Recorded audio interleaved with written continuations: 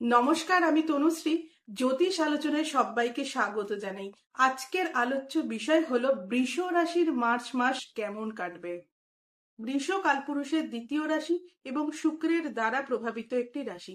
প্রথমেই জেনে নেব এই মাসের গ্রহ সঞ্চার সম্পর্কে। বৃষ সাপেক্ষে দ্বিতীয় ভাবে বৃহস্পতি অবস্থান করে রয়েছে, চতুর্থ ভাবে কেতু অবস্থান করে রয়েছে, দশম ভাবে রাহু অবস্থান করে রয়েছে এবং একাদশ ভাবে কিন্তু শনিদেব অবস্থান করে রয়েছে। এছাড়া পুরো মার্চ মাস ধরেই কিন্তু মঙ্গল ও বুধকে আমরা দশম ভাবে অবস্থান করতে দেখব।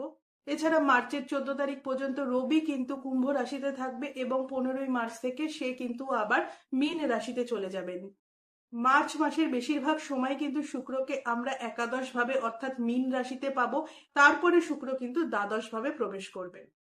বৃষ সাপেক্ষে চতুর্থ ভাবে কিন্তু কেতু অবস্থান করে রয়েছে।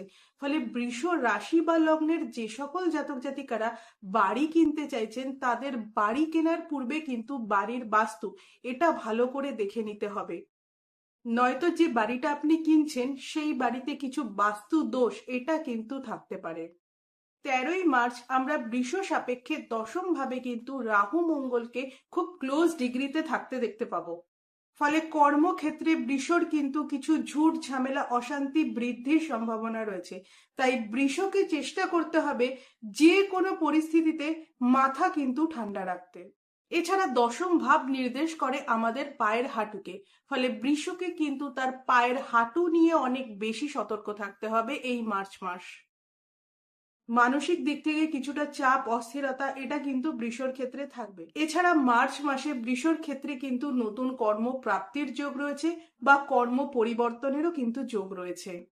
বৃষ সাপেক্ষে দ্বিতীয়ভাবে দেবগুরু বৃহস্পতি অবস্থান করে রয়েছে এবং 11ই মার্চ থেকে কিন্তু দেবগুরু বৃহস্পতি মার্গী হবেন। এবং এর সাথে যদি দশাটা সাপোর্টিভ হয় তাহলে বৃষর ক্ষেত্রে কিন্তু অর্থনৈতিক দিক থেকে ডেভেলপমেন্ট আসবেই।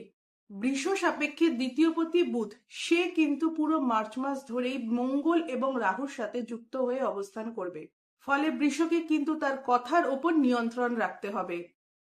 আজ এ পর্যন্তই। যদি ভিডিওটি ভালো লাগে অবশ্যই ভিডিওটিকে লাইক করবেন, চ্যানেলটিকে সাবস্ক্রাইব করবেন এবং আপনাদের যত প্রশ্ন আছে কমেন্টে করুন। আমি চেষ্টা করব আপনাদের প্রশ্নের উত্তর দিতে। সবাই ভালো থাকুন, সুস্থ থাকুন।